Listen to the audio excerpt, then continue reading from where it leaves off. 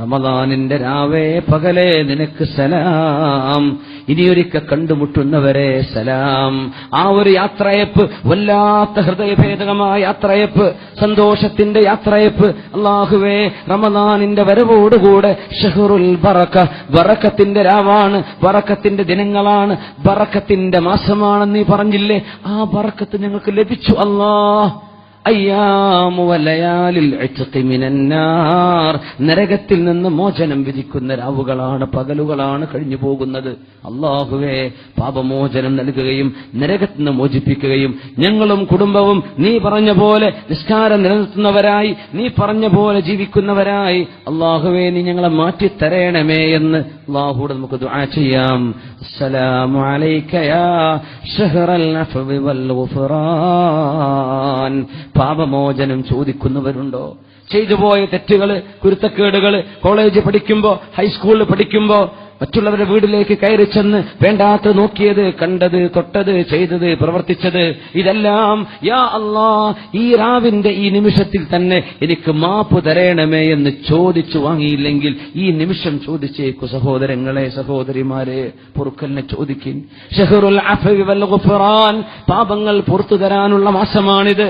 ഇനി അങ്ങോട്ട് നന്നായി ജീവിക്കാനുള്ള പ്രതിജ്ഞയെടുക്കേണ്ട മാസമാണിത്. റമദാനേ, നിന്നോട് സലാം. റമദാൻ ഇനിയൊരിക്കൽ കണ്ടുമുട്ടിയില്ലെങ്കിൽ ഇത് അവസാനത്തെ യാത്രയപ്പാണ് റമദാൻ. അസ്സലാത്തു വസ്സലാമു അലൈക യാ സയ്യിദി യാ റസൂലല്ലാഹ്.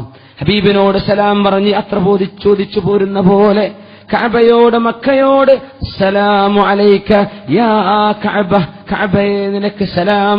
അസ്സലാമു അലൈക യാ മക്ക, മക്കയെ നിനക്ക് സലാം എന്ന് മക്കയോട്, പുണ്യസ്ഥലങ്ങളോട്, സ്ഥാനങ്ങളോട്, സമയങ്ങളോട് യാത്ര ചോദിക്കുന്ന പോലെ നമ്മിലേക്ക് വന്നണഞ്ഞ ഈ വർഷത്തെ റമദാനും യാത്ര ചൊല്ലി പോവുകയാണ്.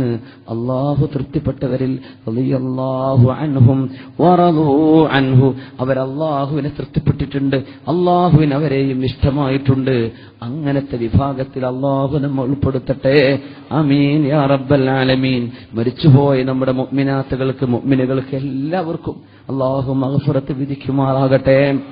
ഇൻഷാ അല്ലാഹ് ദുനിയാവെന്ന് യാത്ര പോകുന്ന നേരം നല്ലൊരു സമയത്തും നല്ലൊരു സ്ഥലത്തും നല്ലൊരു കർമ്മവും ചെയ്തുകൊണ്ടിരിക്കാവണം. അതിന് അല്ലാഹുവിനോട് ചോദിക്കുക, ഖാത്തിമത്ത് നന്നാക്കി തരാൻ.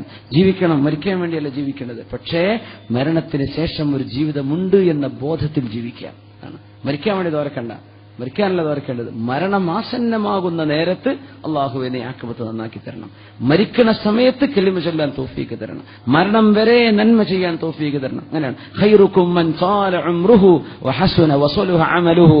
നിങ്ങളിൽ ഏറ്റവും നല്ല മനുഷ്യന്മാർ ഒരുപാട് ആയുസ്സുണ്ടാവുകയും ഒരുപാട് നല്ല കാര്യം ചെയ്യാൻ കഴിയുകയും ചെയ്തവരാണ്. ആയുസ്സുണ്ട്, കുറെ നല്ല കാര്യം, കാലങ്ങളായി പള്ളിയുമായി ബന്ധപ്പെട്ട ആളാണ്, നാട്ടിലെ നന്മകൾ ചെയ്യുന്ന ആളാണ്, നാടിന്റെ സേവനം ചെയ്യുന്ന ആളാണ്, പാവപ്പെട്ടവരെ സഹായിക്കുന്ന ആളാണ്, റിലീഫിനൊപ്പം നിൽക്കുന്ന ആളാണ്. എത്ര കാലം ജീവിക്കുന്നു ആ മനുഷ്യൻ ഖൈറാണെന്ന് റസൂലുള്ളാഹി സ്വല്ലല്ലാഹു. അവിടെ മരിക്കാൻ വേണ്ടി ദ്വാരക്കേണ്ട, മരണം ആസന്നമാകുമ്പോൾ ഖൈറായിട്ടാവണം, അങ്ങനെ ദ്വാരക്കേണ്ടത്. അല്ലാഹു അതൊക്കെ നമുക്ക് സന്തോഷാക്കി തരട്ടെ. ഞാൻ എന്റെ വാക്കുകൾ അവസാനിപ്പിക്കുകയാണ്.